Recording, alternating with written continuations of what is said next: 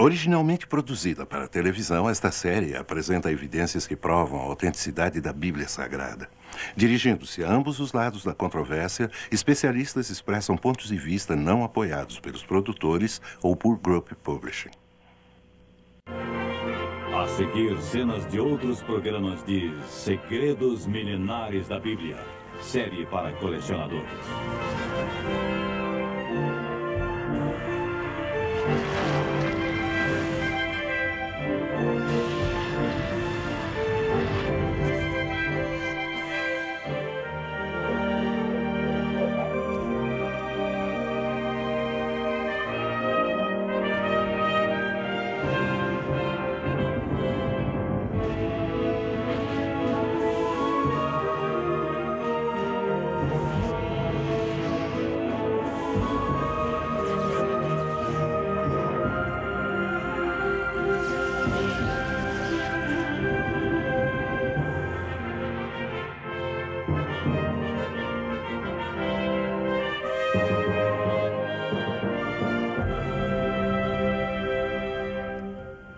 Viajaremos agora nas páginas do primeiro registro histórico contínuo da humanidade, o livro chamado A Bíblia Sagrada.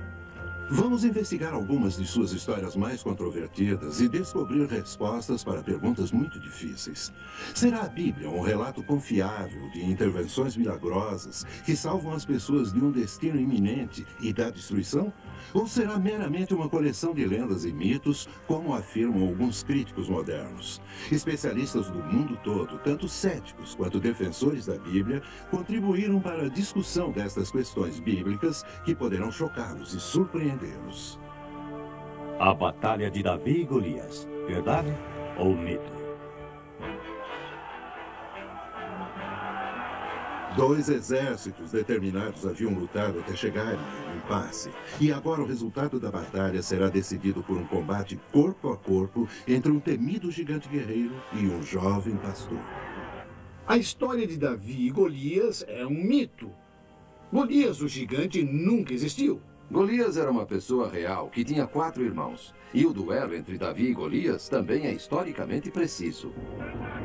Davi e Golias se defrontaram em uma batalha, e seu antigo duelo se tornou um dos mais memoráveis e controvertidos eventos apresentados na Bíblia. Historiadores e especialistas da Bíblia investigaram essa antiga controvérsia e encontraram novas e surpreendentes respostas. Existiu realmente um gigante chamado Golias? Ou essa história da Bíblia não passa de pura fantasia? Nunca houve evidências históricas ou biológicas apoiando a história bíblica de Davi e um gigante chamado Golias. A única evidência que temos são as histórias da Bíblia. E o que é a Bíblia? Informação histórica dificilmente confiável. A evidência vinda de antigas fontes israelitas relativas a Davi é tão extensa que hoje poucos historiadores questionariam qualquer detalhe sobre seu reinado. Davi ascendeu de uma relativa obscuridade para se tornar o segundo rei de Israel. Ele governou as 12 tribos de Israel como uma nação poderosa e fundou uma dinastia real que durou mais de 400 anos. Na biologia, podemos afirmar que grupos genéticos isolados podem e de fato resultam em formas humanas incomuns. O altíssimo povo Watusi de Ruanda e os pequenos pigmeus do Congo são apenas 2 exemplos modernos.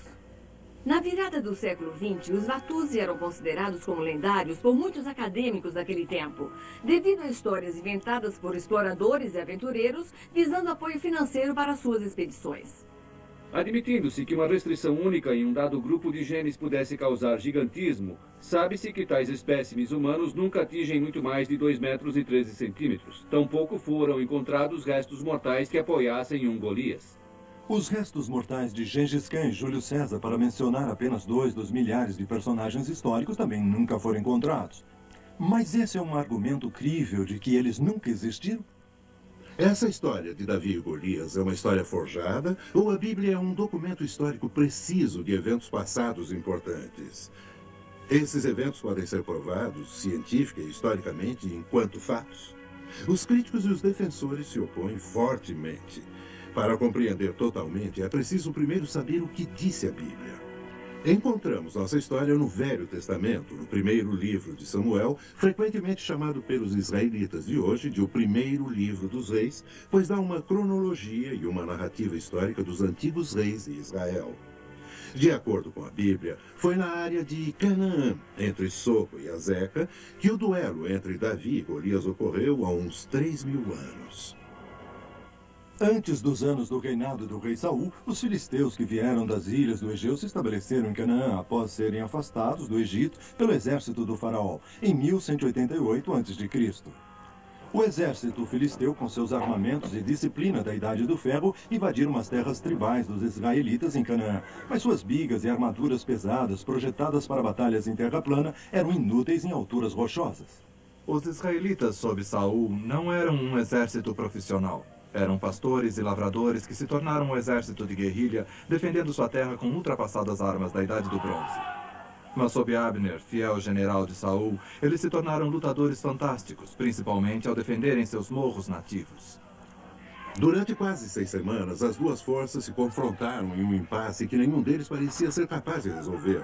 As superiores forças filisteias tinham o exército de Saul encurralado nos morros escarpados, mas não conseguiam atacar com sucesso as guerrilhas em sua posição. Os dois exércitos estavam com fome frustrados, ansiosos por uma estratégia que pudesse tirá-los desse impasse. Era costume as famílias de cada tribo mandarem comida para o exército no campo, e Jessé de Belém mandou Davi com comida para seus filhos guerreiros e seus oficiais. Pare, se identifique! Se afaste desse jumento! Eu sou Davi, filho de Jessé de Belém. Meus irmãos estão lutando no exército do Senhor. Trago comida. Você não sabe que as patrulhas dos filisteus estão por aqui? Venha! Rápido! Rápido, menino! Mas nessa ocasião, Davi estava para ter um choque. Ave Israel! Novamente Golias de Gade. Diariamente, Golias tratava os israelitas com sarcasmos e insultos na tentativa de atraí-los a campo aberto. Israelitas! Não há sequer um homem em todas as suas fileiras que venha me enfrentar num combate corpo a corpo. De acordo com o estudioso da Bíblia que estiver contando a história, o gigante Golias media de 2,60 metros a 4,10 metros. Com certeza, não havia nenhuma raça de gigantes, nem mesmo a menor prova histórica ou científica de tais pessoas enormes.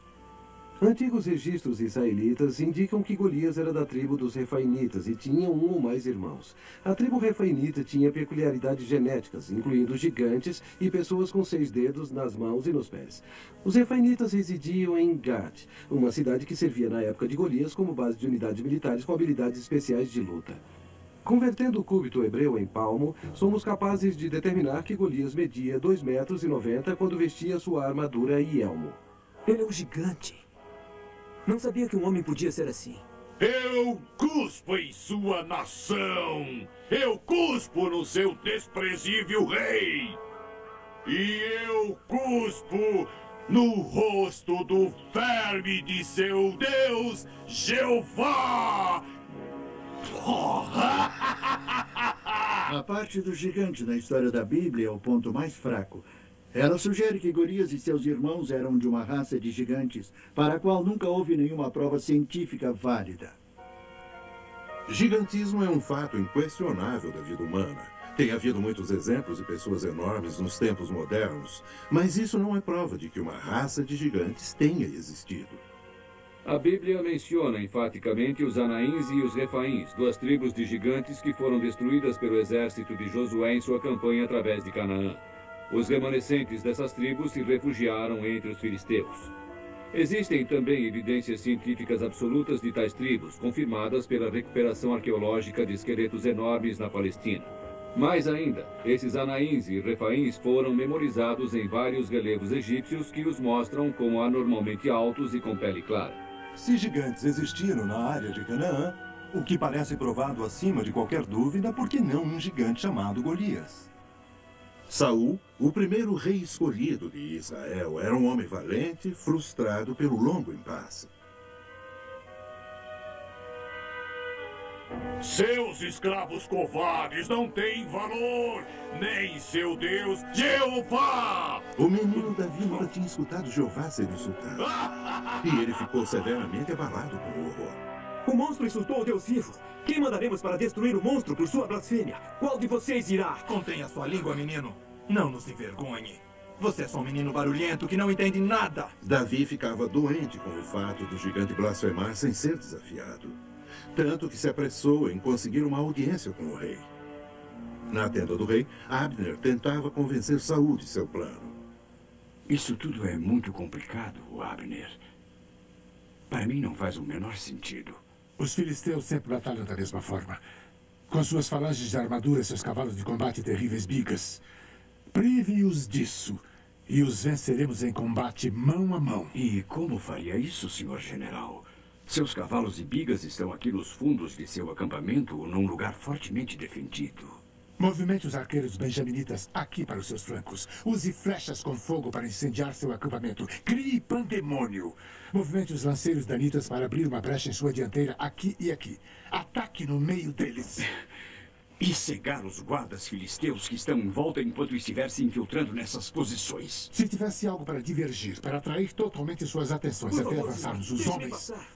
Preciso ver o rei. É urgente. Preciso ver sua majestade. Deixe-me passar. Para o veterano lutador de guerrilha, o abuso de Davi era divertido, mas o menino pastor não se deixava afastar. Deixem o menino passar. Por mais um mês, apesar das recompensas oferecidas pelo rei Saul, nenhum homem se ofereceu até agora. O frágil menino pastor implorava por uma chance e o rei achou divertido. O que é essa molação? Por favor, majestade, faça de mim seu campeão, para que eu possa matar o monstro que blasfema contra Deus. O gigante Golias? Ele diz ofensas contra Deus. E contra o senhor, poderoso rei. Eu já matei ursos. E também um leão que atacou as ovelhas de meu pai. E farei o mesmo com esse monstro que amaldiçoa Deus e Israel. A determinação de Davi em lutar contra o gigante parecia tão forte que Abner teve uma ideia. Você valoriza sua jovem vida tão pouco que tolamente a jogaria fora. Deus me deu a vida, senhor general. Ela pertence a ele.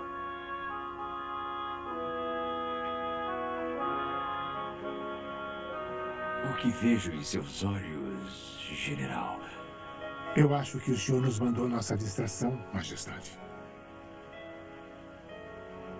O principal problema que tenho com essa história é que nenhum exército arriscaria o resultado de uma batalha em um único combate. É ridículo demais para qualquer soldado profissional sequer considerar. Um confronto de campeões era uma tradição comum dos egeus, na qual deixavam campeões duelarem até a morte para determinar o vencedor da batalha, evitando o derramamento de sangue em grande escala. Essas pessoas acreditavam verdadeiramente que o deus mais forte estava ao lado do vencedor, o que tornava futuros combates desnecessários. Nesse caso, era um duelo tanto entre Jeová dos israelitas e Dagon dos filisteus, assim como entre Davi e Golias. Salve o leão da morte! Pela manhã Israel nos dará um campeão para responder ao desafio. Podemos apenas especular o que Abner estava pensando.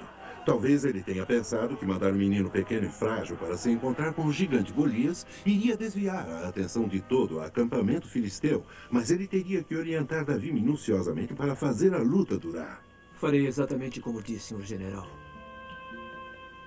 Retardarei a luta com o gigante, fazendo com que me persiga. Precisamos desse tempo, Davi. Você tem que ficar longe dele, até que nossos arqueiros alcancem os flancos dos pagãos. Escute o som das cornetas. Saul acordou muito preocupado e triste, tendo em vista sua pouca chance. Então ele tentou fazer Davi colocar sua própria armadura pesada. Desculpe, majestade, mas não posso usar essa armadura. É muito pesada e muito grande. E essa espada? Eu mal posso erguê-la. Que arma usará contra o poderoso Golias? A minha funda, senhor. Uma funda de pastor. Apenas isso, majestade. Ao arqueiro, seu arco. Ao pastor, sua funda. De acordo com a Bíblia, Golias estava usando 11 quilos de armadura, um escudo manual para desviar flechas e lanças, um elmo pesado e perneiras, uma pequena funda de couro e uma pedra minúscula. Contra um adversário como Golias, abala até a mais forte fé. À primeira vista, uma simples funda parece ser uma arma muito fraca para se levar a um duelo até a morte. Mas existem fortes opiniões ao contrário. Há registros de fundas lançando mísseis de pedra com força suficiente para quebrar elmos, armaduras e até escudos. Está registrado que mesmo a antiga tribo de Benjamim tinha um exército todo de atiradores de funda que conseguiam atingir alvos a uma distância de até 30 metros com precisão mortal. A ideia de Davi usar uma funda e uma pedra para matar um soldado profissional usando armadura é tão ridícula quanto derrubar um elefante com uma espingardinha de chumbo. No mundo árabe de hoje, particularmente entre os palestinos, a funda continua a ser usada. Tanto os exércitos gregos quanto os romanos usavam fundas mortais. Atiradores de funda formavam uma grande parte do exército de Aníbal em 218 a.C. Mas a funda é uma arma mortal? Mesmo durante a Guerra Civil Espanhola em 1936, fundas eram usadas com resultados mortais. Até que ponto as fundas são precisas e mortais? Procuramos Stacy Grosskopf para descobrir. Ele é um exibidor perito em arco e flecha, zarabatanas, machados, facas e, é claro, fundas. Essa funda feita de uma alça de couro e 2 correias é uma réplica da que foi usada por Davi. A munição que vou usar são bolas de chumbo e pedras do tamanho de bolas de gude. Pedras foram usadas por Davi contra Golias. Esses mísseis de funda teriam sido usados em combates militares e para caçar em tempos antigos. O alvo é uma tábua de pinho a uma distância de 12 metros.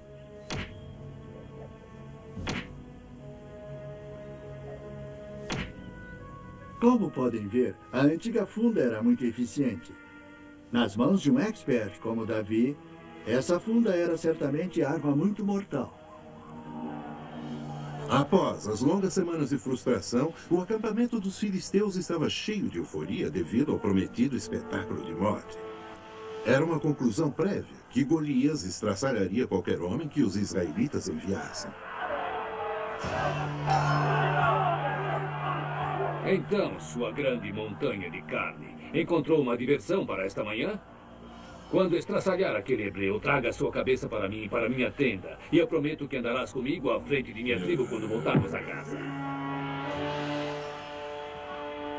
E enquanto os filisteus estavam celebrando prematuramente, Abner estava preparando seus cafitas para tirar vantagem da diversão. A companhia terá... A movimentação de centenas de homens era a chave do sucesso. ...o nosso ataque. Entrem em posição com seus homens e reze ao Senhor Deus que guie seus braços. Vão agora. E quando ouvirem o som das cornetas, ataquem!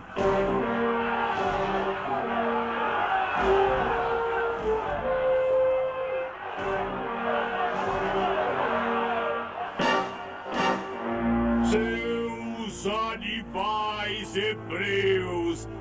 Vocês querem me matar de velhice, esperando pelo seu campeão!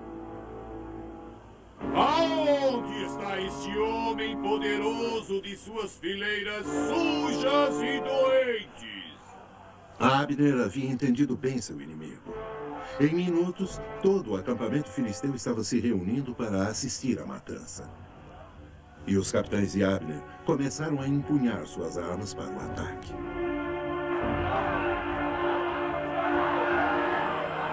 Eu sou Davi e aceito o seu desafio. O choque de ver um menino jovem e fraco vindo para desafiar seu temido gigante atraiu a atenção de todo o acampamento filisteu, dos oficiais aos cavalariços.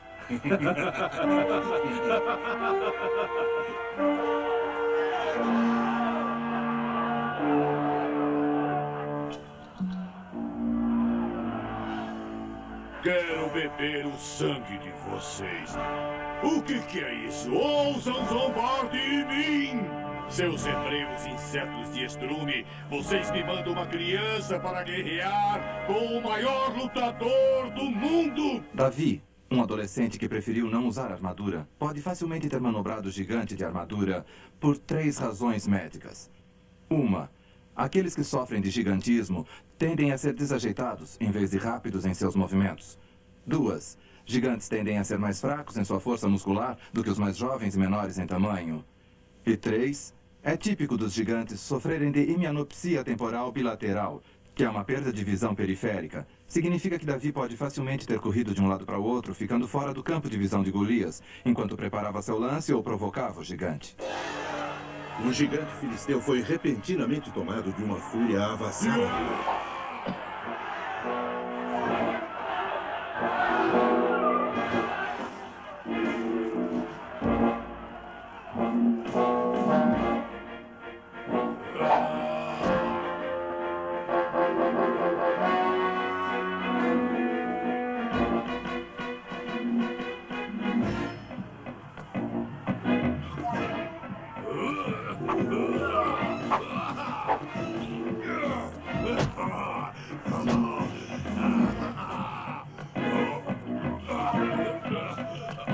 O dardo e não a lança, seu paquiderme, imbecil!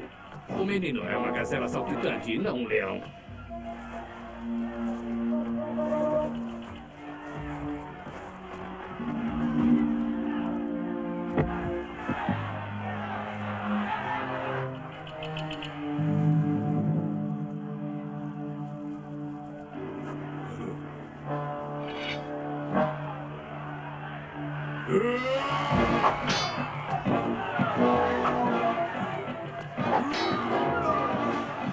Só mais alguns instantes, meu bravo homenzinho.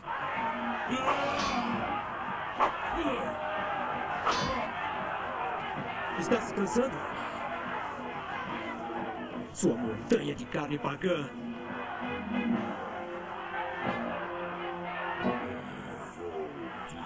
Cortar bem devagar, seu vermezinho. Só porque você me fez suar.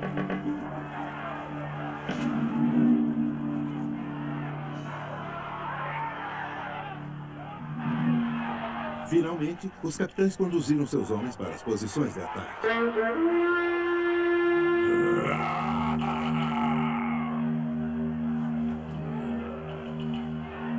A funda de um pastor. Pensa que o grande Golias é um chacal covarde que pode ser abatido por uma pedrinha? Insultou Deus vivo, seu adorador de ídolos. Deus o porá em minhas mãos.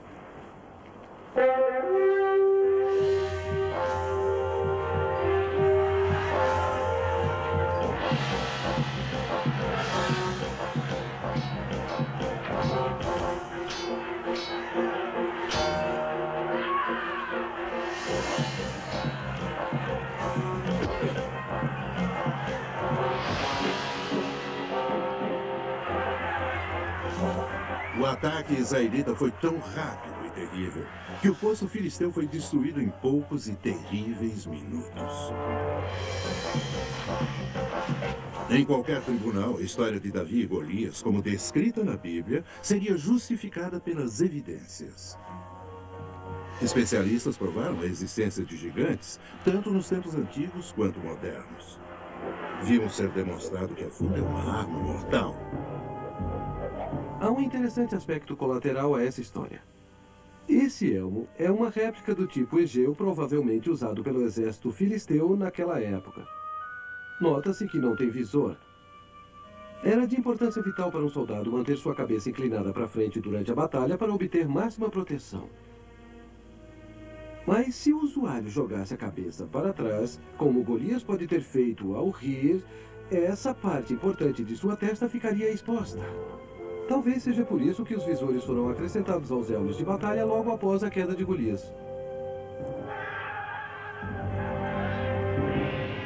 Evidências históricas e arqueológicas provam a existência de Davi e seus vários feitos, desde matar Golias até governar a nação unida israelita. Mas nessa história há mais do que a morte de um gigante. É uma história sobre um verdadeiro herói. Davi assumiu um desafio que nenhum outro estava disposto a enfrentar.